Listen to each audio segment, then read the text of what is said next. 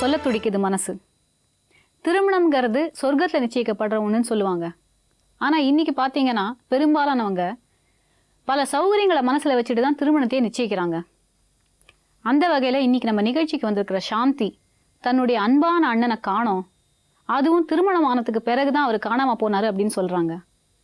அவர் ஏன் காணாமல் போனார், அவருடைய திருமண வாழ்க்கையில் நடந்த சிக்கல்கள் என்ன அப்படிங்கிறத சாந்திகிட்டே நம்ம கேட்டு தெரிஞ்சுக்கலாம். வணக்கம்மா. வணக்கங்க. சொல்லுங்க சாந்தி, உங்களுடைய குடும்பத்தில் எத்தனை பேர்? 3 அண்ணன் ஒரு அக்கா எனக்கு. சரி. ஃபர்ஸ்ட் அண்ணன் இவர் தான் துரைராஜ். துரைராஜா ஃபர்ஸ்ட். 2வது அண்ணன் வந்து அண்ணாதுரை. 3வது வந்து சுப்பிரமணி. 4வது எங்கள் அக்கா தங்கம். நீங்க தான் கடைசி நான் தான். எந்த ஊர்ல பிறந்து வளர்ந்தீங்க எல்லாரும்? எல்லாமே நாங்கள் சைதாப்பேட்டில் தான் பிறந்தோம். வளர்ந்ததெல்லாம் கிண்டி, இதுக்கப்புறம் வேளச்சேரி, அப்புறம் பள்ளிக்கண்ணே சொந்த வீடு வாங்கிட்டு வந்துட்டோம். நாங்கள் பள்ளிக்கண்ணே நிரந்தரமாயிட்டோம். எந்த வருஷம் உங்களுக்கு கல்யாணம் நடந்தது? 98. 98ல் உங்களுக்கு. இப்போ உங்களுக்கு எத்தனை குழந்தைங்க? ஒரே ஒரு பையன். என்ன பண்றாரு? 5th படிக்கிறான். துரைராஜுடைய ஃபேமிலி பற்றி சொல்லுங்க. அவருக்கு வந்து ஏற்கனவே ஃபர்ஸ்ட் மேரேஜ் பண்ணிட்டு இருந்தோம். எல்லாருக்கும் மேரேஜ் பண்ணிட்டு அப்புறம் தான் அவர் பண்ணிக்கிட்டாரு. ஃபர்ஸ்ட் குமாரின்றவங்களை தான் கல்யாணம் பண்ணி வச்சோம். பார்த்து எல்லாம் இது பண்ணி 3 month தான் 2 பேருமே இது பண்ணாங்க, வாழ்க்கை குடும்ப வாழ்க்கை வேணும். ஆனால் என்ன மேட்ரு என்னன்னே தெரியாது. திடீர்னு நைட்டு காணாது போயிட்டாங்க அவங்க. கிறிஸ்மஸ் அன்னைக்கு மறுநாள் நைட்டு காணாது போயிட்டாங்க. இவருக்கும் தெரியல, எங்கள் அண்ணா தூங்கிட்டு இருந்தாங்க. அதுக்கப்புறம் எங்களுக்கு இன்ஃபர்மேஷன் கொடுத்தாரு, திடீர்னு குமாரி காணன்ட்டு. அதுக்கப்புறம் நாங்கள் வீட்டில் அவங்க வீட்டுக்கு போனால் அவங்க வீட்டில் இருந்தாங்க. என்னன்னா இவர்கிட்ட வாழ எனக்கு பிடிக்கல அப்படிலாம் ஒரு இது பண்ணாங்க. சரி ஓகே, பிடிக்கல என்ன பண்ணலான்னா நான் இவர்கிட்ட இது பண்ண போகிறேன், இவர்கிட்ட நான் வாழ மாட்டேன். அப்புறம் பள்ளிக்கரணை ஸ்டேஷன் கம்ப்ளைண்ட் கொடுத்து அவங்க போட்ட நகை பாத்திரம் எல்லாமே நாங்கள் வந்து பள்ளிக்கரணை ஸ்டேஷன் ஒப்படைச்சிட்டு எழுதி கையெழுத்து மூலமாக வாங்கிட்டு 1 வருஷமாக வீட்டில் தான் இருந்தேன். வேலைக்கெல்லாம் போயிட்டு இதுமாரி மேரேஜ் பண்ணிக்காமல் இருந்தார். அப்புறம் இவர் தான் சொன்னார், இப்படியே அண்ணன் இருந்தால் இப்படி 40 வயசு ஆகிடுச்சு, அவருக்குன்னு ஒரு வாழ்க்கை துணை தேவை, அதுக்காக நம்ம அவருக்கு வந்து இன்னொரு கல்யாணம் பண்ணி வைப்போம், நம்ம இதெல்லாம் முயற்சி பண்ணுவோன்னு இவர் தான் சொன்னார். முதல்ல அதுக்கு முன்னாடி 3 மாதம் அவங்க குடும்பம் நடத்தினாங்க. அப்போ ஏதாவது பிரச்சனைகள் வந்தது அவங்களுக்குள்ள? என்ன பிரச்சனை தெரியல, ஆனால் வாழ மாட்டேன்னு அவங்க சொன்னாங்க. குமாரியை வந்து எப்படி நீங்கள் பார்த்து கல்யாணம் பண்ணி வச்சிங்க? நம்ம வீட்டால் ஒருத்தவங்க சொன்னாங்க, இந்த மாதிரி ஒரு பொண்ணு இருக்குது, துரைக்கு நல்லா இருக்கும், நம்ம கேட்போம் அப்படி சொல்லி பூ வித்துட்டு இருந்தாங்க. அவங்க மூலியமா தான் இதை போய் நாங்கள் பார்த்து. அப்போ ஒரே பொண்ணை தான் பார்த்தீங்க, அந்த பொண்ணை கல்யாணம் பண்ணி முடிச்சிட்டீங்க? கல்யாணம் பண்ணி முடிச்சோம். முடிச்சுட்டு அது வாழ மாட்டேன்னு சொல்லிட்டாங்க. 3 monthல 3 month என்ன மேட்டர்னு தெரியல. முதல் தடவை கம்ப்ளைண்ட் கொடுத்தது யாரு? அவங்களது தான். என்னன்னு கொடுத்தாங்க அவங்க கம்ப்ளைண்ட்? இவர் என்கிட்ட இவர் பிடிக்கல, எனக்கு வாழ பிடிக்கல. இல்லை, அதுக்கு காரணம் கொடுத்துருப்பாங்கல்ல? அந்த காரணம் ஒன்றுமே கொடுக்கல. இவரும் வந்து முடியலன்னா விட்டுருங்க, கம்பல் பண்ணாதீங்க அப்படின்னு இவரு சொல்லிட்டார். ரொம்ப சைலண்டான டைப் எங்கள் அண்ணன். எது வந்தாலும் ஓப்பனாக வெளிப்பட்டு ஓப்பனாக பேச மாட்டார். எந்த பிரச்சனை இருந்தாலும் சரி எங்களுக்குள்ளே ஷேர் பண்ணிக்கவே மாட்டார். தங்கச்சி தானே அம்மாக்கிட்டே சொல்ல மாட்டார். அவருடைய பிரச்சனை அவரே இது பண்ணிப்பார், யார்கிட்டையும் சொல்லிக்கவே மாட்டார். இப்போ குமாரிக்கும் இவருக்கும் நடந்த கல்யாணம் முறைப்படி நடந்ததா? முறைப்படி நடந்தது. ரிஜிஸ்டர் ஆச்சு? ரிஜிஸ்டர்லாம் ஆகலை, சத்தத்தை தான் கல்யாணம் பண்ணி வச்சோம், அவ்வளோதான். ரிஜிஸ்டர்லாம் பண்ணலை, இப்படிதான் பண்ணோம். அப்புறம் ஸ்டேஷன் மூலமாக போனோம், எழுதியெல்லாம் கொடுத்தாங்க, முடிச்சாச்சு. முடிச்சுட்டு 1 வருஷம் தான் இருந்தார். அதோட 9 வருஷம் ஆயிடுச்சு அவங்க பிரிஞ்சு. 1 வருஷமாக வீட்டில் இருக்கிற 40 வயசு ஆயிடுச்சு. இவருக்குன்னு ஒரு துணை வேணும்னு சொல்லி தான் இவர் தான் காமாட்சின்ற பொண்ணு வேளச்சேரியில் யாரோ சொன்னாங்க, அந்த பொண்ணு வாழ்க்கையில் பாதிக்கப்பட்ட பொண்ணு அப்படின்னு இவர் சொன்னார். பாதிக்கப்பட்டதுன்னா அவன் ஹஸ்பண்ட் விட்டு போயிட்டான், அந்த மாதிரி பாதித்து வீட்டில் தான் இருக்காங்க அப்படின்னு இவர் யாரோ சொல்லியிருக்காங்க. அப்புறம் அவங்க வந்து எங்ககிட்ட பேசினாங்க, நாங்கள் பேசணும். எங்கள் அண்ணனும் பாதிக்கப்பட்டவர், அந்த பொண்ணு போயிடுச்சு. நாங்கள் எல்லாமே எழுத்து மூலிமா எழுதி கொடுத்து எல்லாம் வாங்கி கொடுத்தாச்சு. ஒரு நிமிஷம் லோகநாதன், நீங்கள் சொல்லுங்கள், காமாட்சிங்கிற பொண்ணு உங்களுக்கு எப்படி அறிமுகமாச்சு? அறிமுகம்னா நாங்கள் வேலை செய்கிற சைட்டில் வந்து அவங்க அந்த பொண்ணோட அம்மா ஒர்க் பண்ணியிருந்தாங்க. வீட்டில் குழந்தை பார்த்துற வேலையை, இந்த மாதிரி என் பொண்ணு இருக்குதுன்னு சொன்னாங்க. சரி ஓகே பார்க்கலான்னு சொல்லி அதுக்கப்புறம் தான் பேசி டிசைட் பண்ணோம். அப்புறம் என்னன்னு சொன்னீங்க அந்த பொண்ணுக்கிட்ட? எல்லா மேட்டரும் சொல்லிட்டோம். அந்த பொண்ணு தான் ஏற்கனவே கல்யாணம் ஆகிடுச்சு, கல்யாணம் ஆகி பிரிஞ்சு போயாச்சுன்னு சொல்லியாச்சு. அவங்ககிட்ட காமாட்சிக்கிட்ட சொல்லி தான் கல்யாணம் பண்ணது. அவங்களும் சொன்னாங்க இந்த மாதிரி இந்த ஒரு 1000 பேர் கல்யாணம் பண்ணாங்க பார்த்தீங்களா, ஜெயலலிதா பிரியல. தெரியல, அந்த டைமில் கல்யாணம் பண்ணிவிட்டு கல்யாணம் பண்ணி ஒரு வாரமோ 2 வாரம் இருந்தால் பொழுது அதுக்கப்புறம் விட்டு போயிட்டான் அந்த பொண்ணு. அவங்க வீட்டில் தான் இருந்தது. அவங்களும் சரி பாதிக்கப்பட்டோம், இவரும் பாதிக்கப்பட்டிருக்கான்னு சொல்லி 2 பேரும் அட்ஜஸ்ட் வந்து கல்யாணம் பண்ணி வச்சோம். 7 மாதம் கரெக்டாக 1 வருஷம் இருந்தாங்க. 7 மாதம் கேரிங் இருக்க சொல்ல இவர் போயிட்டார். இவர் எங்கே போனார்? அதான் தெரியல. ஆனால் அவங்க வீட்டில் தான் கூப்பிட்டு போய் வச்சுருந்தாங்க. அதான் எங்கள் சைடு எங்கள் வீட்டில் இருந்தாங்க. வேணா நாங்கள் கூட்டும் போயிட்டு நாங்கள் பார்த்துறோம் சொல்லி அவங்க அப்பா அவங்க அண்ணெல்லாம் வந்து நாங்கள் இங்கேயே கடை போட்டு தரப்போகிறோம், எலக்ட்ரிஷன் தான் வேலை செய்கிறார் அவர், கடை போட்டு தரப்போகிறோம், நாங்கள் பார்த்துக்கிறோன்னு சொல்லி கூட்டும் போயிட்டாங்க. கூட்டும் போயிட்டு அங்கே தான் இருந்தார். நல்லா தான் இருந்தாங்க. அவங்க 7 மாதம் முழமானோன்னே அதுக்கு அடுத்த நாள் போயிட்டார் பொழுது 3 நாள் கழிச்சு வந்து அவங்க சொன்னாங்க இந்த மாதிரி இங்கே வந்தாரா அவர் காணோம் அப்படின்னு. அப்புறம் நீங்கள் தானே கூட்டு போனீங்க உங்கள் இதில் தான் இருக்கும் எங்கிட்ட வந்து கேட்டா அப்படின்னு நாங்கள் கேட்டோம். அதுக்கப்புறம் கம்ப்ளைண்ட் பண்ணாங்க பள்ளிக்கு இது வேலை ஸ்டேஷனில். அப்புறம் அங்கே போயிட்டு அவங்கள எழுதி கொடுத்து நாங்களே எழுதி கொடுத்துட்டு வந்துட்டோம். இப்போ அவங்க 2 பேரும் காமாட்சியும் துரைராஜும் நிம்மதியாக வாழ்ந்தாங்களா? வாழ்ந்தாலும் சொன்னாங்க. அப்படின்னு யார் சொன்னாங்க? அவங்க ஒய்ஃபே சொன்னாங்க எங்களுக்குள்ளே எந்த பிரச்சனை கிடையாது அப்படின்னாங்க. எந்த பிரச்சனை இல்லாமல் எப்படி அவர் போனார்? அப்போ நான் கேட்டேன் ஒன்று சாவடிச்சிட்டிங்களா, எதுனா ப்ராப்ளம் எதுனா மேட்ரு சொல்லுங்கள் அப்படின்னு நான் கேட்டேன். அவங்க வந்து நாங்கள் பேசாமல் கேட்டேன். ஏன் நீங்கள் எடுத்த உடனே சாவடிச்சிட்டிங்களாங்கிற விஷயத்துக்கு போகிறீங்க? நாங்கள் வந்து அவர் ஒளிச்சு வச்சுட்ட மாதிரி அவங்க பேசிட்டாங்க. காமாட்சியோட வீட்டு ஆட்கள். ஆமாம் காமாட்சி அவங்க தான் அப்படி பேசாங்க. எங்கள் வீட்டுக்கார் நீங்கள் தான் ஒளிச்சு வச்சிருக்கீங்க. அப்படி ஒளிச்சு வைக்கிறது இருந்தால் அவங்களுக்கு வந்து தண்ணி கொடுத்து அனுப்பிச்சிருக்க மாட்டோம், தனியாக வாழ விட்டுருக்க மாட்டோம், எங்கள் கூட தான் வச்சுருப்போம். நாங்கள் அன்றைக்கி பிடிவாதம் பண்ணிப்போம். எங்கள் அண்ணன் நல்லா இருக்கட்டும், எல்லாருக்கும் அவங்கவுங்க லைஃப் நல்லா செட்டில் பண்ணி கொடுத்ததே அவர் தான். எனக்கு ஒரு இடம் வாங்கி கொடுத்தது, எங்கள் அக்காவுக்கு ஒரு இடம் வாங்கி கொடுத்தது, எங்கள் 2 அண்ணனுக்கு மேரேஜ் பண்ணது எல்லாமே அவர் தான். அப்படி இருக்க பட்சத்தில் அவர் லைஃப் நல்லா இருக்கும்னு நாங்கள் நினச்சி தான் அவங்க சொன்ன மாதிரி அவங்க வீட்டுக்கு நாங்கள் அமுச்சு வச்சோம். சரி இது பண்ணுங்கன்ட்டு. அதுதான் நான் கேட்டேன். அது எந்த ஊரில்? அதே வேளச்சேரி தான். வேளச்சேரி தரமணி. அப்போது உங்கள் அண்ணன் அவங்களோட வாழ்ந்த போது எந்த ஒரு தடவையும் உங்கள் வீட்டுக்கெலாம் வந்ததே கிடையாதா? வருவார் போவார், அவங்களும் வருவாங்க போவாங்க. பட் எந்த சண்டை பிரச்சனை அப்படின்னு எதுவுமே எங்ககிட்ட அந்த பொண்ணு வந்து சொன்னது கிடையாது, இவரும் சொல்ல மாட்டாரு. நான் கேட்டேன்னா நான் நல்லா இருக்கேன், ஏன்னா நல்லா வச்சிருக்காங்களா, என்ன நான் எதனா ப்ராப்ளமா, அதெல்லாம் ஒன்றும் இல்லைம்மா நல்லா இருக்காம்மா அப்படிதான் சொல்லுவார். வேறு எதுவுமே சொல்லவே மாட்டார். அவங்ககிட்டயும் நீங்கள் அதிகமாக பேசிக்கல? காமாட்சி கிட்ட பேசுவோம், என்ன எப்பவுமே ஜாலியாக பேசுவோம், அண்ணின்றது சிரிப்போம், அவ்வளோதான். குடும்ப வாழ்க்கை எதுவுமே சண்டை என்ன இது மாதிரி பண்ணுவார், நான் அந்த மாதிரி சண்டை அதெல்லாம் எதுவுமே இது வரைக்கும் எங்களுக்கு சொன்னது கிடையாது. இப்போது இந்த மாதிரிலாம் நடந்துட்டு இருந்த நேரத்தில் குமாரி என்னானாங்க? குமாரி அந்த இதுலேயே வரவே இல்லை. போனாங்க பார்த்தீங்களா, அவ்வளோதான். அதோட அவ்வளோதான். இதுக்கு இடையில இப்போ தான் வந்தாங்க. காணாத போயிட்டாரு. இப்போ லாஸ்ட்டாக ஒரு ரீசனாக ஒரு 2 வாரத்துக்கு முன்னாடி வந்து இது மாதிரி போயிட்டாராம, எங்கே போனாரு என்ன இதுன்னு எங்கள் மாமியார்கிட்ட கேட்டு போயிருக்கேன், அவ்வளோதான். எங்கள் அம்மா கிட்ட வந்து கேட்டிருக்காங்க. அவங்க என்ன சொல்கிறாங்க இப்போ? குமாரி என்ன சொல்கிறாங்க உங்ககிட்ட? குமாரி எதுவும் சொல்லல. பாருங்க நீங்கள் எதுனா என்ன சொல்லுங்க, நான் வேணா உங்களுக்கு வந்து பார்க்குறேன் அப்படின்னு சொல்லிட்டு போயிருக்காங்க, அவ்வளோதான். அவங்க தான் இது பண்ணாங்க. அவங்க தான் இப்போ வந்து சொன்னாங்க. குமாரி அவங்க போனதுக்கப்புறம் எந்த பிரச்சனையும் எந்த இதுவும் கிடையாது. அவங்களும் எதுவுமே பண்ணிக்கல, நாங்களும் எந்த பிரச்சனையும் பண்ணிக்கல. பட் எல்லாமே கொடுத்து முடிச்சாச்சு, வாழ்க்கையே வேணான்னு அவங்க போனது. இப்போ லாஸ்ட்டாக இந்த ஒரு 2 வாரமாக அவங்க தான் வந்து பேசினாங்க. அவங்களுக்கு எப்படி இன்ஃபர்மேஷன் தெரியுன்றது எங்களுக்கு தெரியாது. குமாரிக்கு எப்படி இன்ஃபர்மேஷன் போனது தெரியாது. அவங்க வந்து கேட்டாங்க எப்படி காணா பண்ணாரு, என்ன பிரச்சனை ஏது அப்படின்னு கேட்டாரு. நீங்க என்ன சொன்னீங்க? அம்மா தான் பேசினாங்க. அம்மா தனியா இருக்காங்க, அந்த சொந்த வீடு, அம்மா தனியா இருக்காங்க. அவங்க வந்து பார்த்து இழுத்துட்டு போனாங்க. அப்புறம் அம்மா அழுதுருக்காங்க, என் பிள்ளைய போயிட்டா எனக்கு என்ன இருக்கு இனிமே. எங்க அம்மாவுக்கு அவர் மேலதான் ரொம்ப இஷ்டம். இப்போ துரைராஜ் போய் எவ்வளோ நாள் ஆச்சு? 3 வருஷம் ஆகுது. 3.5 வருஷம். அவரை பற்றி எந்த ஒரு தகவலும் கிடைக்கல. நாங்கள் எல்லா இடத்துலையும் அவருக்கு தெரிஞ்சவங்க ஃப்ரெண்டுங்கிட்ட சர்க்கிள்லாம் அவ்வளோ கிடையாது. 2 பேர் வேலை வீடு அவ்வளோதான். வேற யார்கிட்டயும் பேச மாட்டாங்க. ஆனால் 3 வருஷம் ஆச்சுன்னு சொல்றீங்க. குமாரி இவ்வளோ வருஷமா வந்து இல்லாமல் ஏன் இப்போ 2 வாரமாக இருக்காங்க? அதான் தெரியல. இப்போ காமாட்சி என்ன சொல்கிறாங்க? காமாட்சி வந்து ஒரு வீட்டுக்காரர் போனதை பற்றி கூட அவங்க இது பண்ணலை. எனக்கு அவருடைய இடம் இருக்குதுல்ல, நான் வீடு கட்டியிருக்க போகிறேன், எனக்கு பங்கு கொடுங்க அப்படின்னு வந்து ஒரு போன 2 வாரம் கழித்து வந்து சண்டை போட்டாங்க. அப்போ நான் ஒரே வார்த்தை சொன்னேன், எங்கள் அண்ணனை ஃபஸ்ட்டு கொண்டு வந்து சேரு, உனக்கு வீடு நாங்கள் கட்டித்தரோம், எங்கள் அண்ணன் இல்லாமல் நீ வரக்கூடாதுன்னு நான் தான் சொல்லி அனுப்பிச்சேன்.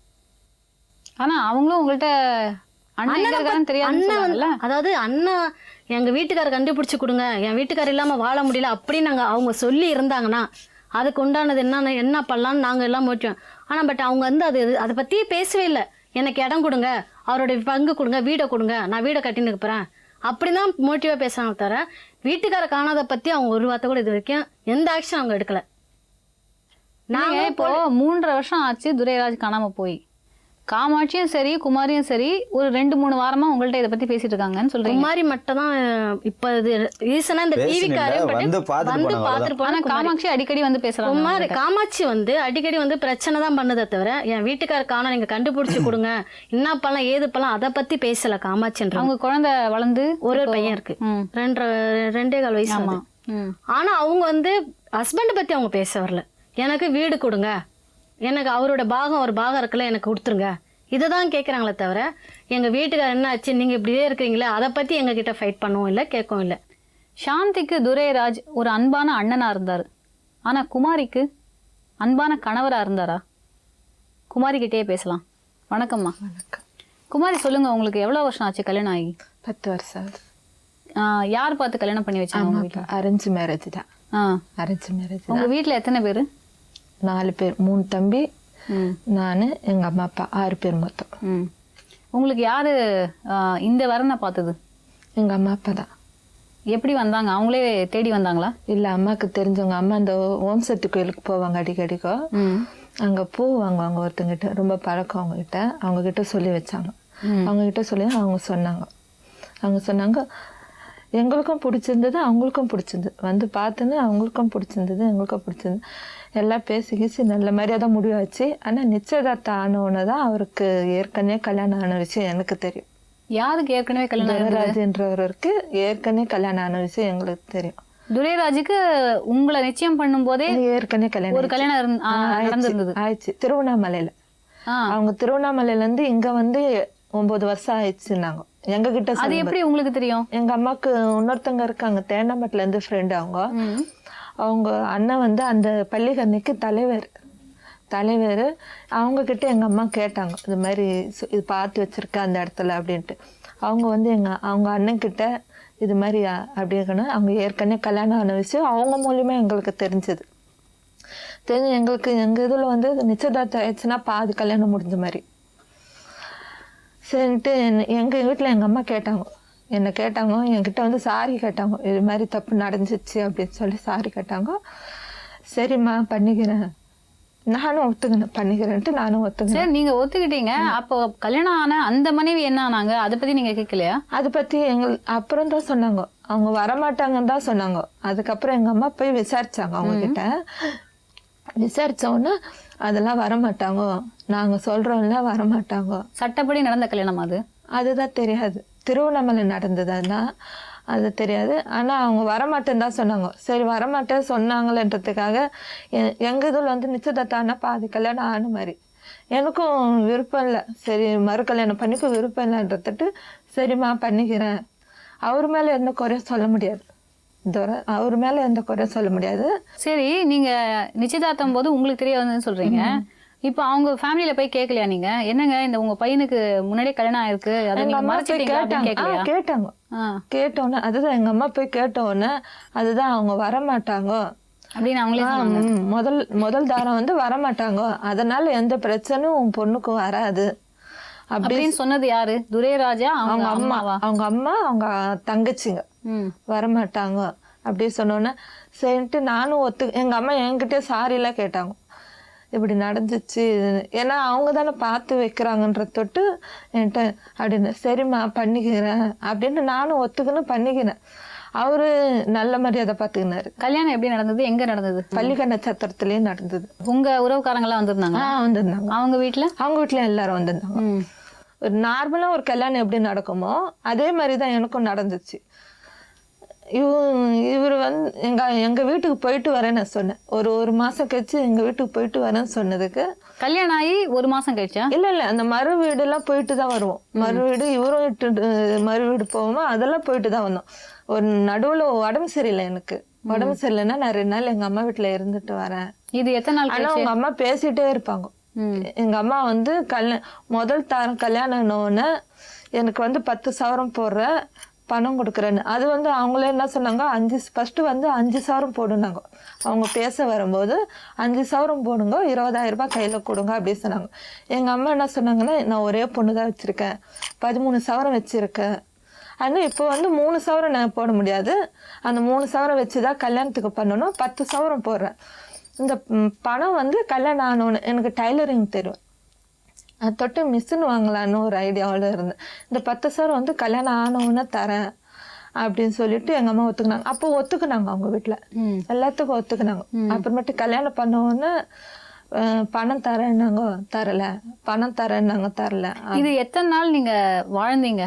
நான் ரொம்ப நாள் இல்லை, ஒரு 20 நாள் தான் இருக்கும். 20 நாள் தான் வாழ்ந்தீங்க அவர் கூட? 20 நாள் தான் இருக்கும். ஆனா அவ்வளோ அவரு ஒரு இதுவா நடந்துக்க மாட்டாரு, ஒரு சண்டை போடுற மாதிரி வெறுக்கிற மாதிரி அது மாதிரிலாம் நடந்துக்க மாட்டாரு.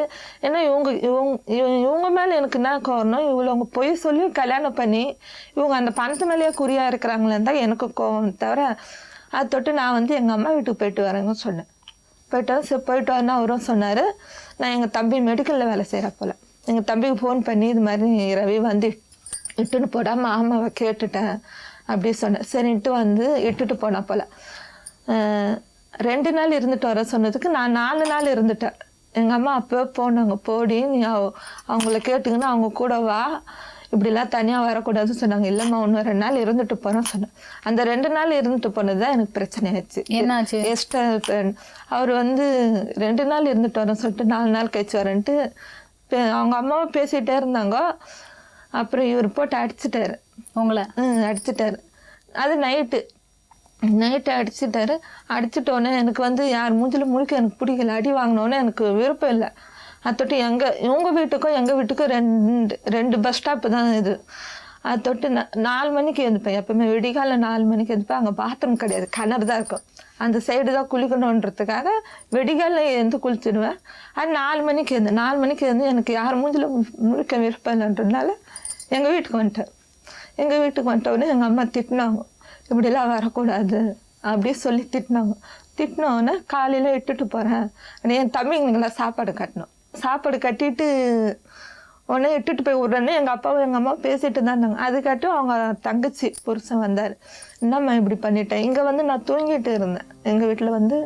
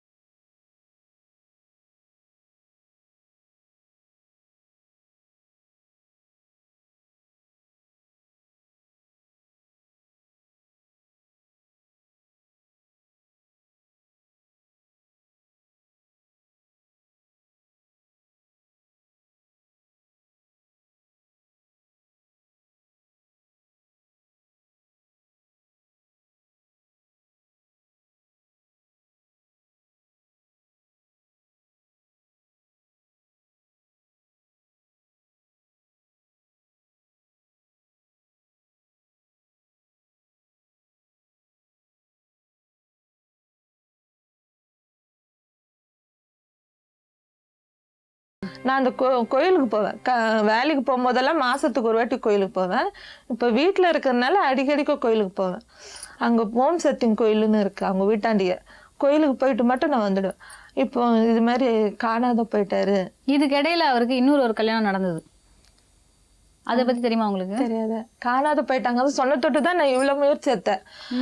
6 வருஷமா காணணுன்றிருக்காங்க. இவங்க இவ்வளோ அசால்ட்டாக இருக்கிறாங்களே, அவர் என்ன இருக்கிறாரா இல்லையான்னு எனக்கு ஒரு முடிவு தெரியணும்ல மேடம். எத்தனை வருஷமா அவர் காணாம போனார்னு உங்கள்கிட்ட சொன்னாங்க? 6 வருஷம் காணோம்னாங்க. 6 வருஷம் 6 வருஷம். இப்போ அவங்க அம்மா நான் இந்த போன மாதம் பௌர்ணமிக்கு அவங்க அம்மா வீட்டுக்கு போயிட்டு அவங்க வீட்டுக்கு போனேன். சரி என்னதான் நடக்குது நடக்கட்டுமேன்னு அவங்க வீட்டுக்கே போய் என்ன நடந்தது அப்போ? ஒன்றுமில்லை, அவங்க நல்லா இதுவாக தான் பேசுனாங்க. அதுதாங்க இது மாதிரி நான் கூட சொல்லுவேன், வேலைக்கு போகும்போது நான் பார்ப்பேனே. அவங்க என்ன சொன்னாங்க, வேலைக்கு போகும்போது பாப்பி இறங்கி ஒரு குரல் கொடுக்க சொன்னேன். நான் பஸ்ஸில் போவேன், அவர் சைக்கிளில், எப்பவுமே சைக்கிளில் தான் போவேன். நான் பஸ்ஸில் போவேன், அவர் சைக்கிளில் போவேன். நான் என்னன்னு நிறுத்த சொன்னால் நிறுத்திருப்பாங்களேன்னு தான் அவங்க சொன்னாங்களே தவிர அழுதாங்க. அவங்களும் வந்து 6 வருஷமா அவர் காணான்னு சொன்னாங்களா? 6 வருஷம் தான் சொன்னேன். என்கிட்ட சொன்னது 6 வருஷம். என்னோட ஃபோன் நம்பர் கொடுத்துட்டு வந்தேன். நீங்கள் ஃபோன் பண்ணுங்க, நம்ம 2 பேரும் சேர்ந்து தேடலாம். இப்போ அவர் என்ன சொல்கிறாரு, அவர் வேணான்னு சொன்னாலும் நான் அடுத்தது எதனா ஒரு முடிவு எடுப்பேன்ல மேடம். அவர் வேணான்னு சொல்கிறாரோ, அவர் சரி நான் வச்சுன்னு வரேன்னு சொன்னாலும் அவர் சொல்கிறத வச்சு தான் இப்போ என்னோட முடிவு. இப்போ துரைராஜுக்கு இன்னொரு கல்யாணம் ஆகி அந்த மனைவியோட அவர் வாழ்ந்து 1 வருஷத்துக்கிட்ட வாழ்ந்து அவங்களுக்கு 2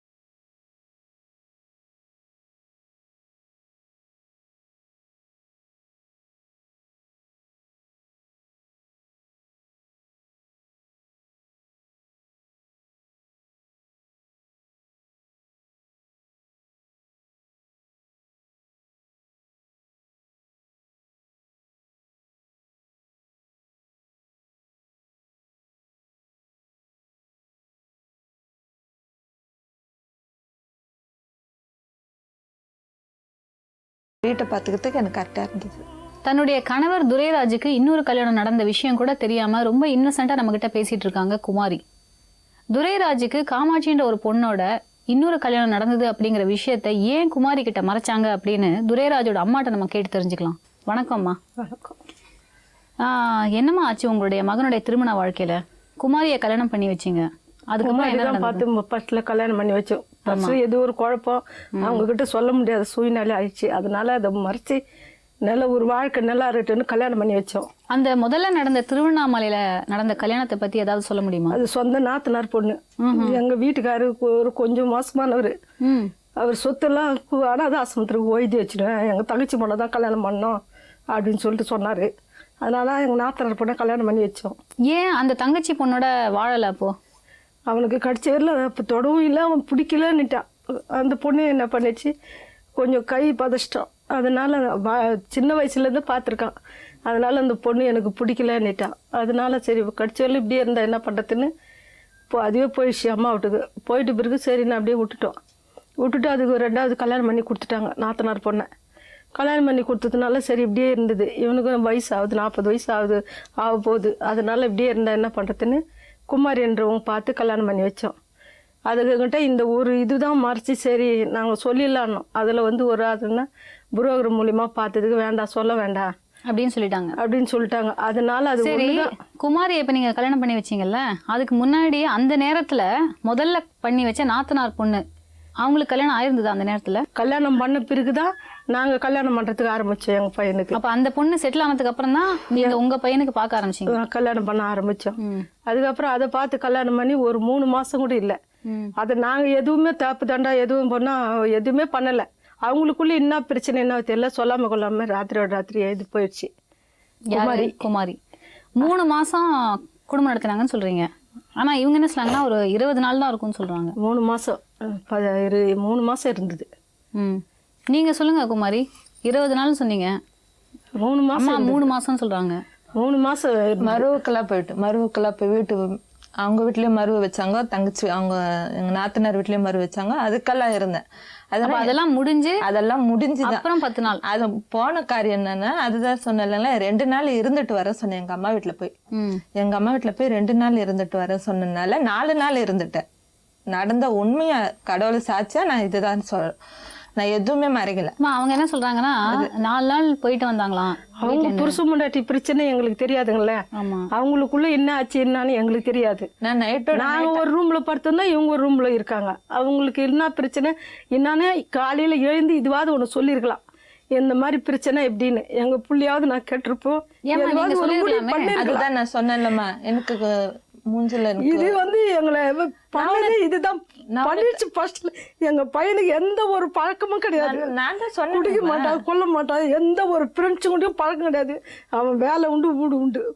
அந்த மாதிரி எதுனா தப்பு தட்டா பண்ணியிருந்து எங்ககிட்ட சொல்லியிருந்தா கூட பரவாயில்ல, அந்த மாதிரி பையனா இருந்தாலும் பரவாயில்ல. இல்ல ஆனா அவங்க என்ன சொல்றாங்கன்னா அவங்கள அடிச்சிட்டாரு. ஒரு புருஷன் கொண்டாடி ஒரு சகஜம் தானங்க, உள்ள நடக்கிறது. சரி, எங்ககிட்ட சொல்லிருக்கலாம் இல்லையா? சரி, என்ன அடிச்சது சரிம்மா. இப்போ அவர் இருந்தாலும் ஒரு அந்த கேள்விதான் நான் கேட்பேன். இப்போ நான் இருக்கிற இடத்துல நீங்க இருந்து நான் உங்க அம்மாவை அடிச்சா எப்படி இருக்கும்? அவர் இருந்தாலும் இதே கேள்விதான் கேட்பேன். நான் ஒன்னும் உண்மையை மறைக்கலையே. எந்த ஒண்ணு உங்களுக்கு உங்க மாமியார்கிட்ட போய் இந்த விஷயத்த பேசணும்னு தோணலையா? தோணல மேடம். எனக்கு யார் மூஞ்சில பார்க்க முடியலன்றதுக்காக நான் போயிட்டேன். எங்க அம்மா எங்க அப்பா என்ன கேட்டாங்க, என்னப்பா இப்படி பண்ணியான் தான் கேட்டாங்க. ஒரு கல்லை தூக்கி எங்க அம்மாவை அடிச்சதுதான். இப்ப அந்த இடத்துல இருந்து இல்லைங்க, அவங்க அம்மா ஏகாதசமாக திட்டினாங்க. பேசல, அப்படிலாம் எதுவும் பேசல. நான் என் வயசுக்கு அது வயசுக்கு போய் சொல்லக்கூடாது. என் பிள்ளைய பத்தி நான் அந்த மாதிரி வளர்க்கலைங்க. என் பிள்ளை எப்பவுமே பதஷ்டமா எதுவுமே செய்ய மாட்டான். யாருமே ஒரு திட்டினாலும் அடிச்சா கூட வாங்கிட்டு அம்மா மேல கல்ல தூக்கி இல்ல இல்ல, எங்க அம்மா ஏகாதசமா பேசுனாங்க. சரிங்க, எங்க பையன் எங்க பொண்ணை எப்படி அடிச்சு அமிச்ச, எதுக்கு அடிச்ச பேசினாங்க அப்படின்னு சொல்லிட்டு. உங்க மகன் கல்ல தூக்கி அவங்க அம்மாவை அடிச்சாரா? அவங்க அம்மா ஏகாதசமா பேச்சு. அவங்க தம்பி தான் ஃபர்ஸ்ட்ல எங்க மகன் அடிச்சாப்ல. ஒரு அக்கா புருஷன் கூட இல்லாத அடிக்கிறியே அப்படின்றதுக்காக அதுக்கப்புறம் கை கலந்து அடிச்சது இப்ப பேசினாருங்க பாத்தீங்களா, லோகநாதன்ட்டு, அவரை தான் போட்டு அடிச்சாங்க. எங்க தம்பி அடிச்சது. ஒரு நிமிஷம், அந்த பிரச்சனையில அந்த இதுல எனக்கு எது பண்ணா பண்றது என்னன்னு தெரியல. நான் ஒரு வாரத்துல அப்படியே நின்னுட்டேன். அப்புறம் பிரச்சனை முடிஞ்சு போன பிறகுதான் எனக்கு ஒரு மாதிரி ஆயிடுச்சு. எப்பவுமே எங்க பையனுக்கு அந்த இடத்துல நாங்க இருக்கிற ஏரியாவில எந்த ஒரு அசிங்கமும் நடக்கல. அப்போ நீங்க என்ன சொல்ல வரீங்கன்னா, துரைராஜ் இவங்களுடைய அம்மாவை அடிச்சாரா அடிக்கலையா? அதெல்லாம் நான் பார்க்கல. ஏன்னாக்கா எனக்கு அந்த நேரத்துல என்ன பண்றதுன்னு தெரியல. நான் ஒரு வாரத்துல போய் உக்காந்தேன். எனக்கு அவ்வளவுதான் தெரியுமா தவிர என்ன பிரச்சனைங்க என்ன ஆச்சு ஒண்ணுமே எனக்கு ஒன்றும் தெரியாது. இவங்க 3 தம்பிங்க இவங்க ஆளுங்க எல்லாம் வந்துட்டு எனக்கு ஒண்ணுமே எனக்கு அந்த மாதிரி சம்பவம் எப்போ நடந்தது. அது போய் அந்த மாதிரிலாம் வந்தா போல 3 தம்பிலாம் வரல. இல்லை 3 பேருமே தான் வந்தாங்க. வந்துட்டு இவங்க பண்ணது இவங்க தான் அராஜகமாக பேசி இது பண்ணாங்க. இது எழுந்து கூட காலையில் எழுந்து கூட சுமூகமாக எங்ககிட்ட பேசி இந்த மாதிரி தப்பு பண்ணார், இந்த மாதிரி பண்ணாருன்னு சொல்லியிருந்தா கூட நாங்கள் அதை என்னது பண்ணி பேசி அதை இது பண்ணியிருப்போம். அதுக்கப்புறம் இவங்க போய் போலீஸில் கம்ப்ளைண்ட் கொடுத்தாங்க, அது தெரியுமா உங்களுக்கு? போலீஸில் கம்ப்ளைண்ட் கொடுத்து அதுக்கப்புறம் அவங்கெல்லாம் அதுக்கப்புறம் என்னென்ன பண்ணுமோ அதெல்லாம் பண்ணி பேசி இது கட்சியில் நான் வாழ மாட்டேன், அவர் கூட எனக்கு வேண்டாம். அப்போ உள்ள செவத்துக்குள்ளே நடக்கிறது வெளியில் யாருக்குமே தெரியாது, இது பேசுறது எனக்கு ஒன்றும் புரியலைங்க. அந்த மாதிரி பேசி என்னை ஸ்டேஷன் உள்ள இட்டுன்னு போகல. அதனால நான் வாழ மாட்டேன் அவர்கிட்ட. இல்லை, குமாரி என்ன சொல்கிறாங்கன்னா, நீங்கள் அவங்கள்ட்ட சொன்னீங்களா, நீங்கள் திரும்பி இங்கே வாழறதா இருந்தால் நீ ஒரு பைத்தியக்காரி அப்படின்னு எழுதி கையெழுத்து போட்டு கொடுத்துரு அப்படின்னு சொன்னீங்களாம். நான் எதுக்குமே என்னை ஸ்டேஷனுக்கு எதுக்குமே என்னை கூட்டின்னு போகல மேடம். எதுக்குமே என்னை கூட்டின்னு போகல, எதுவுமே என்னை பண்ணலை, எல்லாத்துக்குமே எதுக்குமே என்னை கூப்பிடல. நான் வெளியே தான் இருந்தேன். இல்லை, இது ஸ்டேஷனில் நடந்ததா? ஸ்டேஷனில் தான் நடந்துச்சு. இப்போ அது இல்லை மேடம் பிரச்சனை. இப்போ இப்போ போனது இப்போ அவரு அவர் என்ன சொல்றாருன்னு தான் இப்போ நான் வந்தேனே தவிர, இப்போ 10 வருஷமா இருந்தவன். நான் 10 வருஷமா இருந்தவன். இப்போ என் தம்பிங்களுக்கு அவருக்காக காத்துட்டு இருந்தோம். வருவாரு, வந்து கூப்பிடுவாரு. நான் சேர்ந்தது தப்பு தான். நான் சேர்ந்தது அன்னத்துக்கு வந்திருக்க கூடாது. ஒரு பொண்ணா பிறந்து நான் அன்னத்துக்கு வந்துடக்கூடாது. ஆனா நான் அடி வாங்கினால யார் மூஞ்சிலும் பார்க்க விருப்பம் இல்லாதனாலதான் நான் தவிர அவர் மேல எந்த குறையும் கிடையாது. அவர் இதை பண்ணாரு அதை பண்ணாருன்னு உங்ககிட்ட நான் எதுவும் சொல்லவே இல்லை. ஒரு நிமிஷம் குமாரி அம்மா, நடுவில் காமாட்சின்னு ஒரு பொண்ணோட நீங்க வந்து கல்யாணம் பண்ணி வச்சீங்க, அது என்ன நடந்தது?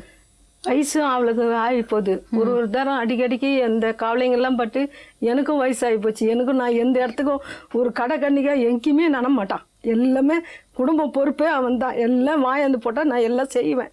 அவ்வளோதான் திரும்ப தருவேன். சரி அம்மாவும் இந்த மாதிரி இருக்குது, இந்த லோகநாதன் வந்தாப்புலையே அவர் மூலியமா ஆச்சு. சரிப்பா அவருக்கும் வயசாகுது, 42 வயசு ஆக போகுது, அவர் இப்படியே இருந்தாருன்னா இப்படி எதுவாவது ஒன்று அவருக்கு பார்த்து கல்யாணமோ நாங்கள் 5 வருஷம் 6 வருஷம் பார்த்தோம். சரி இதுவாக தானே எல்லாம் போலீஸ் ஸ்டேஷன் மூலிமா எழுதி வாங்கி வச்சு நம்ம அவசரப்பட்டு ஒன்றும் பண்ணக்கூடாதுன்னு நாங்கள் இருந்தோம். இது கடிச்சு வெள்ளம் வந்து என்னான்னு கேட்கல. நீங்களும் போய் பேசல? இதுதான் வாழ மாட்டேன்னு சொல்லிட்டு எல்லாத்தையும் ஸ்டேஷனில் சொல்லி எழுதி மொத்த சாமான் செட்டுனாலாம் நாங்கள் எல்லாம் கொடுத்துட்டு பிறகு மறுபடியும் இதுவாக வரும் அப்படின்னு பார்த்தா இது வரவே இல்லை. 5 வருஷம் ஆச்சு, 6 வருஷம் ஆச்சு, இந்த 10 வருஷம் ஆக போகுது, 11 வருஷம் ஆக போகுது. இது கட்சி வரல என்னான்னு வரல. அதுக்கப்புறம் எங்கள் மரும்பொண்ணு மூலிமா ஒருத்தர் பிறண்டு அவர் என்ன சொன்னார், அந்த பொண்ணும் பாதிக்கப்பட்டது, உங்கள் மச்சானம் பாதிப்பட்டது, வயசாகிடுச்சு, அந்த பொண்ணு பார்த்துது எடுத்துன்னு வந்து காமிச்சதுக்கு நான் கல்யாணம் பண்ணிக்கிறேன் அப்படின்னு சொல்லிட்டு அந்த பொண்ணு ஒத்துக்குச்சு. என்ன சொன்னாரு? இவர் வானான்னு தான் சொன்னான். கட்சி வரலும் கல்யாணமே எனக்கு வேண்டாம், நான் ஃபஸ்ட்டு வாழ்க்கை எனக்கு முதல்ல கல்யாணம் அத்தை பொண்ணை கட்டினேன், வாழ்க்கை சரியில்லாமல் ஏன்னா அந்த பொண்ணை ஒன்றுமே பண்ணாமல் விட்டுட்டேன்.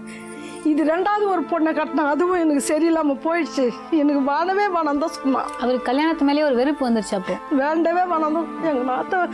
எங்கள் மருப்புள்ள தான் இல்லைப்பா நான் சொல்கிறத கேளு, அங்கே கேளுங்கெல்லாம் பேசி கீசி தான் அவனை ரொம்ப இது கம்பல் பண்ணாங்க. அதுக்கப்புறம் தான் அது கல்யாணத்துக்கு ஒத்துக்கிட்டான். ஆனா இவ்வளவு வருஷம் அவர் வந்து இவங்களோட பிரிஞ்சிருந்தார்ல, இந்த இடைப்பட்ட காலத்துல எப்பயாவது போய் மனைவியை பேசி திருப்பி கூட்டிட்டு வரணும் அப்படின்னு அவர் நினைக்கலையா? இல்லை போல, இதுதான் அந்த மாதிரி பண்ணிட்டு போட்டேசனே வெறுக்க பேசிட்டு அசிங்கம் பண்ணிட்டு போன எந்த அசிங்கத்தையும் அவன் தாங்க மாட்டான். அதனால அதுவே ஒரு மனசு அவனுக்கு ஒரு கவலையா. 2வது இந்த கல்யாணத்துக்கு கூட கொஞ்சத்தில் ஒத்துக்கல. எல்லாம் நாங்கள் எல்லாம் சொல்லி இது பண்ணி தான் நான் ஒரு வாரம் வெளியே போய் தங்கி இருந்து தான் அதுக்கப்புறம் அது ஒத்துக்குன்னு அதுக்கப்புறம் இந்த கல்யாணத்துக்கு கூட ஒப்புத்தேன். இப்போ கொஞ்ச நாள் முன்னாடி குமாரி உங்களை வந்து சந்திச்சாங்கன்னு சொன்னாங்க. ஒரு மாசத்துக்கு முன்ன வந்துட்டு நான் உங்க பிள்ளைக்காக தான் இவ்வளோ நாளாக இது மாதிரி இருக்கிறேன், அவர் போனது கூட தெரியாது, அதனால உங்களை என்ன ஏதுன்னு கேட்டுட்டு பார்த்துட்டு போகலான்னு வந்தேன். அப்போ நீங்க காமாட்சி மேட்டரை வந்து இவங்கள்ட்ட சொல்லலையா? சொல்லலை. ஏன்னாக்கா நான் யோசிக்க வேண்டியதா போச்சு. இப்போ கொஞ்ச நாள் முன்னாடி குமாரி உங்களை வந்து சந்திச்சாங்கன்னு சொன்னாங்க. ஒரு மாசத்துக்கு முன்ன வந்துட்டு நான் உங்க பிள்ளைக்காக தான் இவ்வளோ நாளாக இது மாதிரி இருக்கிறேன், அவர் போனது கூட தெரியாது, அதனால உங்களை என்ன ஏதுன்னு கேட்டுட்டு பார்த்துட்டு போகலான்னு வந்தேன். அப்போ நீங்க காமாட்சி மேட்டரை வந்து இவங்கள்ட்ட சொல்லலையா? சொல்லலை. ஏன்னாக்கா நான் யோசிக்க வேண்டியதா போச்சு. இது 10 வருஷமா இருந்துட்டு இப்போ திடீர்னு வந்து இந்த மாதிரி கேட்குதே, ஏன் இதுக்கு இன்னும் ஒரு 5 வருஷத்துக்கு முன்ன ஒரு 4 வருஷத்துக்கு முன்ன கூட வந்து சரி நீ பண்ண தப்போ நான் பண்ண தப்போன்னு இது வந்திருக்கலாம். இது 10 வருஷம் பொறுத்து வருதே, இதுக்கு என்ன காரணம் என்ன அப்படின்னு சொல்லி எனக்கு கொஞ்சம் குழப்பமாயிப்போச்சு. அதுவும் பிரச்சனை, இது இப்படி திடீர்னு வருது, எனக்கு எப்படி இருக்கும் மனசு? யாருனால பாதிக்கப்பட்ட என் பிள்ளைக்கு இந்த ஆச்சு நான் என்ன நினைக்க முடியும்? இதுக்கு நடுவில் துரைராஜ் வேற காணோம் கையில். காமாட்சியோட என்ன பிரச்சனை ஆச்சு என்னன்னு தெரியல. நான் வந்துட்டு எங்கள் வீட்டாண்டியே போயிடுறேன், அந்த பொண்ணு அடிக்கடிக்கு எங்கள் வீட்டாண்டியே போயிருந்துச்சு. அவன் எனக்கு ரொம்ப பாசம் என் பேரில், அவனுக்கு போகிறதுக்கு இது இல்லை. அப்புறம் நான் என்ன சொன்னேன், அனுப்பிச்சு வச்சிங்க, வயசாயிடுச்சு உனக்கு, நீ பொண்டாட்டி பேசி தான் இது பண்ணணும், நான் எப்படியோ இருந்துக்கிறேன், நீ போ, அவங்க சொல்கிறபடியே போய் கேட்டு நீ அங்கே இருன்னு சொல்லி அனுப்பி விட்டேன். அனுப்பி விட்டு போயிட்டு ஒரு 6 மாதம் அங்கே குடும்பம் பண்ணாங்க. எந்த கஷ்டம் வந்தாலும் வெளியவே சொல்ல மாட்டான், அதனால பண்ணாங்க. ஒரு நாள் வந்தான், நடுவில் வருவாரா உங்களை பார்க்கறதுக்கு? என்னையோ ஒரு நாள் வரும். அப்போது நான் சொல்லுவேன், வேண்டாம் அடிக்கடிக்கு வராத, நீ அங்கேயே இருந்துக்கின்னு இது பண்ணு, நீ இங்கே வந்து போகிறதுனால கூட பிரச்சனை வரும், வேணான்னு சொன்னேன். அதனால இல்லைம்மா இவ்வளோ நாள் இருந்துட்டு வயசான காலத்தில் உங்களை விட்டுட்டு போயிட்டேன், அதனால என்ன பண்ணுறதுன்னு இதை தான் சொல்லுவான். பரவாயில்ல நான் இருந்துக்கிறேன் நீ போனேன். அவங்களுக்குள்ளே என்ன பிரச்சனை என்னான்னு தெரில. ஒரு நாள் வந்து சண்டையோ அது என்ன தெரியல, மூஞ்சி ஒரு மாதிரியாக இருந்துச்சு. என்னடான்னு கேட்டேன், ஒன்றும் இல்லைம்மா சும்மா ஒன்று பார்த்துட்டு போகலான்னு வந்தேன் அப்படின்னு சொல்லிட்டு கொஞ்சம் காசெல்லாம் என் கையில் கொடுத்துட்டு நீ உடம்பெல்லாம் பத்திரமா பார்த்துக்கமா, பத்திரமா இருமா அப்படின்னா. ஏன்டா அப்படி சொல்கிறேன்னு, இல்லைம்மா ஒன்றும் இல்லை அப்படின்னு சொல்லிட்டு போனான். போயிட்டு ஒரு 3 நாள் பொறுத்து வந்து என்னத்த உங்கள் பிள்ளை எங்கே வந்தாரா அப்படின்னு வந்து என்னை கேட்டுச்சு. அவங்க வந்தாங்க. ஏன் எங்கள் பிள்ளை எங்கே வராப்புல, நீ தான் இங்கே இருக்க மாட்டேன்னு இட்டுன்னு போயிட்டு பிறகு இங்கே ஏன் வரத்தில்லை, 2 நாள் தான் வந்தான், நான் அது கூட திட்டி அமிச்சேன் அப்படின்னு. இல்லை அது வந்து ஒரு இது பதட்டப்பாக கூட சொல்லலை, ஒரு இதுவாக வந்து சொல்லிச்சு. அப்போ நான் என்ன நினச்சேன், சரி அவனா கோவம் போனீங்க அவனா இருப்பாடு என்னன்னு சொல்லிட்டு ஒரு வாரம் பொறுத்து அக்கா வரல. அதுக்கப்புறமா தான் நான் தேட ஆரம்பித்தேன். தேடி எங்கெங்கே தேடணுமோ ஃப்ரெண்ட்ஸுங்களும் அவனுக்கு நிறைய கிடையாது. எங்கன்னா வயசானவங்க கிட்ட தான் பேசுவான். இந்த ஊனமுட்டுறவங்க, இந்த கொஞ்சம் கண்ணு தெரியாத இதெல்லாம் இருக்கிறவங்க கிட்ட தான் பேசுவான், பழகுவான், இது பண்ணுவான். மற்றபடி வேறு எங்கேயும் போக மாட்டான். டீ கூட கொஞ்சம் நேரம் உட்காந்து பார்க்கவே மாட்டான். 3 மாதம் இந்த அம்மா இருந்தாங்க கேட்டு எந்த ஒரு இதுவும் கிடையாது. அந்த மாதிரி இருந்தவனே போய் தேடி தேடி எங்கே போய் ஜாதகம் பார்த்தேன். எங்கே யார் என்னென்ன சொல்கிறாங்களோ அதெல்லாம் போய் பார்த்தேன். எங்க போய் தேடினீங்க? இது எங்கன்னு சொல்கிறவங்க இடத்தெல்லாம் போய் பார்த்தோம், எல்லாம் பண்ணேன். பாத்தீங்கன்னா அதாவது உங்க மருமகன்கள்லாம் அவங்களுக்கு ஹெல்ப் பண்ணாங்களா? எல்லாம் தேடி பார்த்தாங்க. அங்கே இருப்பாங்க, இங்கே இருப்பாங்க அப்படின்னு எல்லாம் பார்த்தாங்க. எந்த பிறண்டுங்க இருந்தால் தானே அவங்க விசாரிச்சா இங்கே போனால் அங்கே போனான்னு சொல்லிட்டு அந்த மாதிரி பழக்கமும் கிடையாது. அதனால வேலைக்கு போவான், வீட்டுக்கு வருவான், அவ்வளோதான். அது வேற எந்த ஒரு இதுவும் கிடையாது. அப்ப கடைசியா உங்களை வந்து பார்த்து உங்களுக்கு கொஞ்சம் காசெல்லாம் கொடுத்துட்டு போனேன் அன்னைக்கு தான் நீங்க பார்க்கல? அன்னைக்கு அதுக்கப்புறம் நான் பார்க்கல. எத்தனை நாள் ஆச்சு நடந்து? இதாகுது 3 வருஷத்துக்கு மேல. 3 வருஷமா? ஆனா நீங்க கொஞ்ச நேரம் முன்னாடி சொன்னீங்க 6 வருஷம் ஆச்சுன்னு சொன்னாங்க. சொன்னாங்க மேடம். நீங்க தப்பா புரிஞ்சிட்டதுக்கு வாய்ப்பு இருக்குல்ல? அவங்க 6ன்னு 3 கூட நான் இவ்வளவு நாள் பொறுத்து தேடறதுக்கு காரணம் வந்து நான் மேடவாக்க பொண்ணு கூட பேசி நான் வரப்போறேன்னு சொல்லியிருக்காரு. சரி, அவரே அப்படி சொல்லும் போது நம்ம பொம்பளை நம்மளாச்சும் நம்ம விட்டு கொடுத்து போகணுன்றதுக்காக தான் இவ்வளவு முயற்சி எடுத்து. ஆனா இப்படி விட்டு கொடுத்து போயிருக்கலாம் அப்படின்னு உங்களுக்கு இவ்வளவு நாள் தோணலையா? தோணிருக்கு மேடம். ஆனா எனக்கு அது பார்க்கும் போதெல்லாம் எங்க அம்மாவை அடிச்சதுதான் ஞாபகம் வரும். அவர் பார்க்கும் போதெல்லாம் எங்க அம்மாவை அடிச்சதுதான் ஞாபகம் வரும். தவிர பேசணும்னு தோணுது. நான் வேலைக்கும் போவேன், புடவை சேல்ஸ் பண்ணுறேன், ப்ளவுஸ் சேல்ஸ் பண்ணுறேன், இதெல்லாம் பண்ணின்னு இருப்பேனே தவிர அவர் பார்க்கும்போது பேசணும்னு என்ன இருந்தாலும் அவர் பார்க்கும்போது இவர் அம்மா இவ்வளோ இதுவாக நினச்சின்னு இருக்காரு, நம்ம அம்மா அவ்வளோ சீப்பாக நினச்சி அவ்வளோ பண்ணிட்டாரு தவிர அவர் மேலே நான் எந்த குறையும் சொல்றதுக்கு இல்லை. இப்போ எங்க பெரிய மரும் புள்ளி ஒரு அடி அடிச்சே இருக்கலாம். அவரு இந்த 2 வாரத்துக்கு முன்ன ஒரு பிரச்சனை அவங்க வீட்டுல போய் கேட்டதுக்கு என்ன கையை பிடிச்சி எடுத்துன்னு வந்து தட்டுன்னு வெளியே விட்டாரு. யாரு? பெரிய மருப்புல என்ன. அப்ப எங்க பொண்ணு வரணும்னா வந்துடலாமே. அது நீங்க என்ன சொல்றீங்கன்னா எல்லா மருமகன்களுக்கும் மாமியார் அடிக்கிறதுக்கு உரிமை இருக்குன்னு சொல்றீங்களா? இல்லையே, அது நம்ம கொஞ்சம் அட்ஜஸ்ட் பண்ணி போகணும். நம்ம பொண்ணு வாழ்க்கணும், நடத்தணும், நம்ம பொண்ணு நல்லா இருக்கணும், கொஞ்சம் அட்ஜஸ்ட் பண்ணி தான் போகணும். செஞ்சிருப்பேன் நான் கண்டிப்பா செஞ்சிருப்பேன். அது சொல்லுது, அதுக்காக நான் சொல்ல வரல. செஞ்சிருப்பேன் நான். அவங்க ஏற்கனவே ஏமாற்றி கல்யாணம் பண்ணது ஒண்ணு. ஆனா அவங்கதான் சொல்றாங்களே அது ஏமாத்தவே இல்ல. அந்த பொண்ணுடைய வாழ்க்கைய எப்படி மேடம் நீங்க ஒத்துப்பீங்க? கல்யாணத்து பொண்ணு பார்க்க வரும்போது சொன்னாதான் ஏமாத்தலன்னு அர்த்தம். இது நிச்சயதார்த்தம் ஆகி ஒருத்தர் மூலியமா தெரியும். அவங்க அவங்க வேணும்னு சொல்லி உங்களை அது இது பண்ணி விட்டாங்க. அது அவங்களே சொல்லலைனாக்கா உனக்கு தெரிய போறது கிடையாது. அப்ப லாஸ்ட் அது அந்த பொண்ணு வாழ்க்கை நடத்தி எதுவாவது ஒரு பண்ணி இருந்தா அதை நாங்க ஓப்பனா சொல்லியிருப்போம். மேடம் கல்யாணம் பண்ணின்னு வந்ததை தவிர அதை ஒண்ணுமே என்ன ஏற எடுத்து கூட பார்க்கல. அதுகிட்ட பேச்சது கூட கிடையாது. எத்தனை நாள் வாழ்ந்தாங்க அவங்க? அது இருந்தது ஒரு 8 மாசம் இருந்தது. சரி, ஆமா, அது சரி நாத்தனார் பொண்ணாச்சே, இன்னைக்கு பார்க்கலாம் நாளைக்கு பார்க்கலான்னு கடிச்சு வரலாம். அது தீர்த்த நான் முடியாதுன்னு தீர்த்து சொன்ன பிறகுதான் சரி அத்தம்மா அந்த பொண்ணா போயிடுச்சு. மாமாவுக்கு விருப்பம் இல்லாத மாமா வாழ்க்கையில் நான் குறுக்க இல்லாத நான் போயிடுறேன் அப்படின்னு அந்த பொண்ணா தான் போயிடுச்சு. இப்போ இவங்க சொல்றாங்க ஒருத்தர் மூலியமா தெரிஞ்ச தொட்டு தான் உனக்கு தெரியுது. அப்பனா லாஸ்ட் வரைக்கும் தெரியாது. இப்போ இந்த 3 வருஷமா கல்யாணம் ஆகிடுது தெரியாது இல்ல மேடம். அப்ப அவங்க சொல்றது எப்படி இருக்கு பாருங்க. கொஞ்ச நேரம் கம்மியாரு. எனக்கு 2 பொண்ணு இருக்கு, நீ ஒரு பொண்ணு. அந்த மாதிரி அந்த பொண்ணு வாழ்க்கையில் எதுவாவது பிரச்சனை ஆகி ஒரு நல்லபடியா இருந்து கொண்டு அந்த பொண்ணு போயிட்டு இருந்தா அதை உங்ககிட்ட சொல்லியிருக்கலாம். அந்த பொண்ணே வானான்னு அந்த பொண்ணே எதுவுமே நடக்காத போயிடுச்சு. அந்த பிரச்சனையும் ஆப்பறது கிடையாது. அப்படின்ற முறையில் தான் நாங்கள் சொல்லாமல் இருந்தோமே தவிர மேறபடியாக உன்னை இது பண்ணி கல்யாணம் பண்ணி வைக்கணும் கொல்லணும் அப்படின்ற ஒரு இதுவே கிடையாது. அவங்க என்ன சொல்கிறாங்கன்னா ஒரு உண்மை அப்படின்னு இருக்கும்போது அதை சொல்லியிருக்கலாமே, பிரச்சனையே இல்லை. அப்போ பிரச்சனை இல்லாத இந்த மாதிரி பொம்பளைங்க எல்லாம் பேசினா என்ன ஆகுறது? அது இந்த மாதிரி சூழ்நிலைலாம் வரும்னு நாங்கள் நினச்சி பார்க்கல. அது ஒரு நாள் அது ஒரு காரணமாக அது இது பண்ணி. சரி, இப்போ காமாட்சி என்ன தான் சொல்கிறாங்க? அது என்ன பண்ணுது? சரி போயிடுச்சு வந்தது. அதான் சொல்கிறேன் மேடம், அது ஒரு புருஷன் போன மாதிரியா ஒரு இது பண்ண மாதிரியா அது இப்போ இது பண்ணிக்காகல.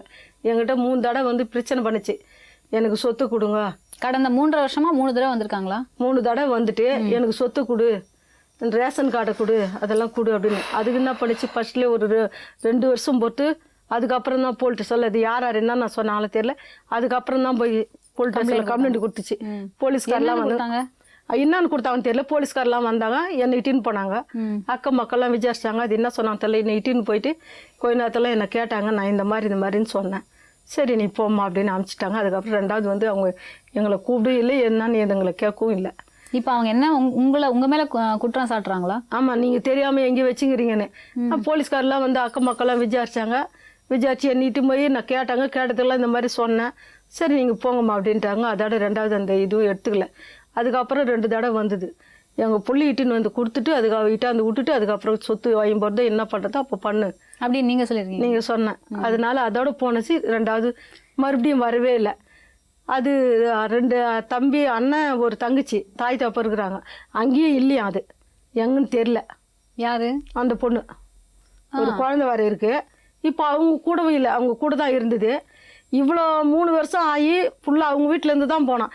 இதுவரையிலும் அவங்க அப்பனும் வரல, அவங்க அண்ணன் தம்பியும் வந்து எங்ககிட்ட எதுவும் கேட்கல, ஒன்றும் பண்ணலை. எல்லாத்துக்கும் இதே தான் வருது, இதே தான் போகுது. புருஷன் போனான்ற ஒரு ஃபீலிங்கே இல்லைங்க. அந்த மாதிரி ஒரு இதில் இருக்குது. அது அந்த குழந்தை இப்போ எங்கே இருக்குது? குழந்தை அதுக்கிட்ட தான் இருக்குது. ஸோ குழந்தையும் காமாட்சியும் இப்போ இல்லை அந்த வீட்டில், அவங்க கூட இல்லை. அது எங்கேயோ தனி இருக்குது அப்படின்னு பேசிக்கிறாங்க. அது எத்தனை நாளா எங்களுக்கு தெரியாதே.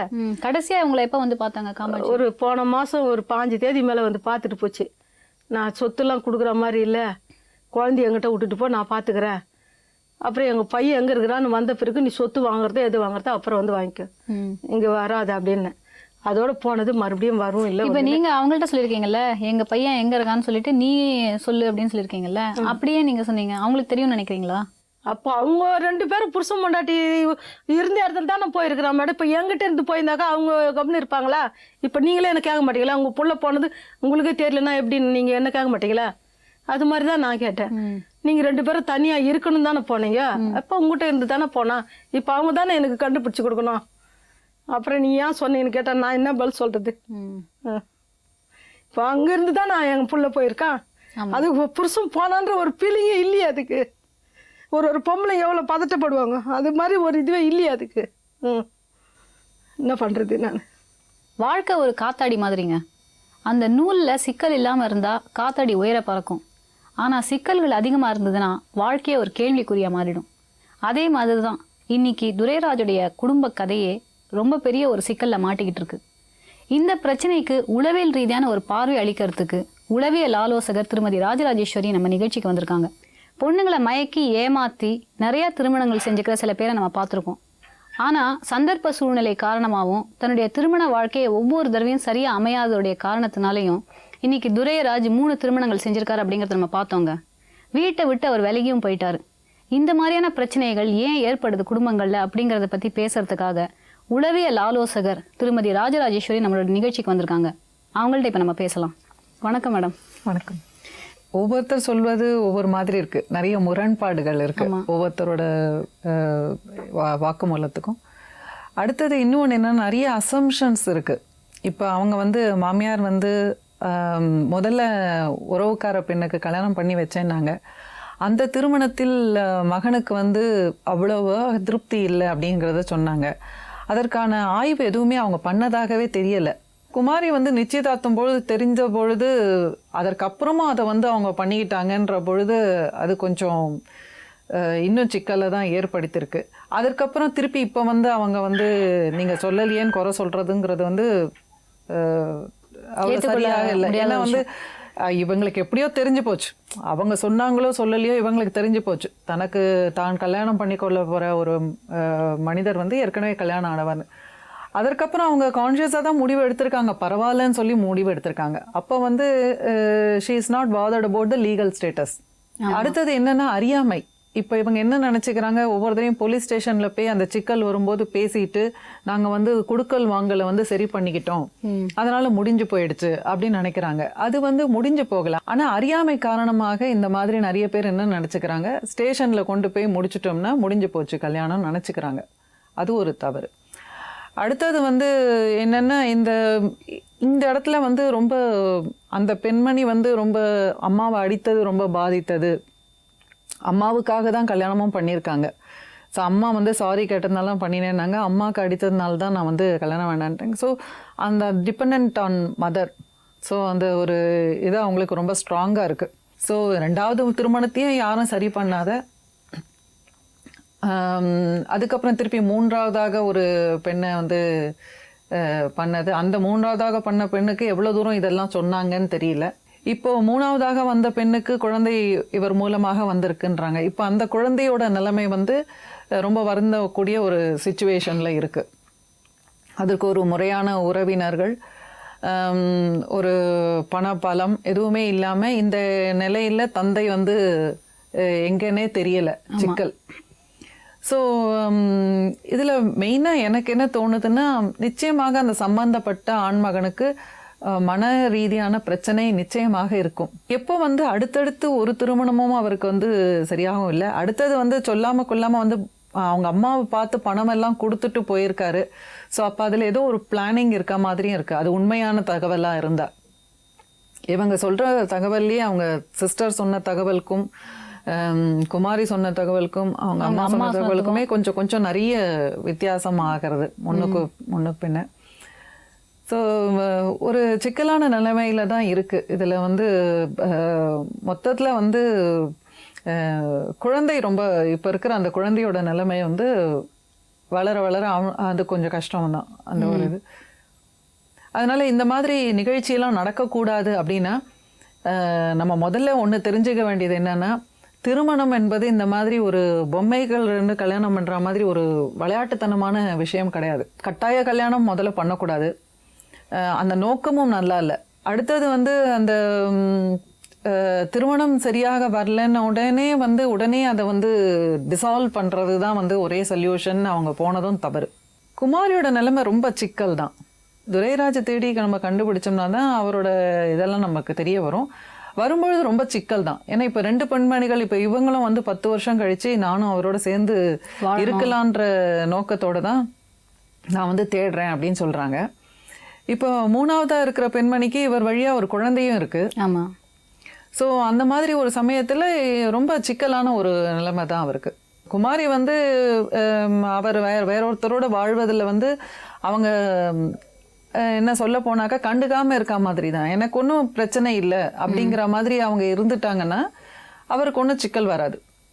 ஆனால் அவங்க வந்து அப்படி அவர் வாழ முடியாது, அவர் வாழக்கூடாது, என்னோட தான் கல்யாணம் நடந்தது, அதற்கான ஆதாரங்கள்லாம் இருக்குது அப்படின்னு சொல்லி அவங்க சண்டை போட போனாங்கன்னா அவங்க சைடு வந்து அவங்களுக்கு மூத்ததா ஒருத்தங்க இருக்காங்களே, அவங்க பிரச்சனை பண்ணாமல் இருந்தாங்கன்னா இவங்களோட ஸ்டேட்டஸ் வந்து பிரச்சனை இருக்காது.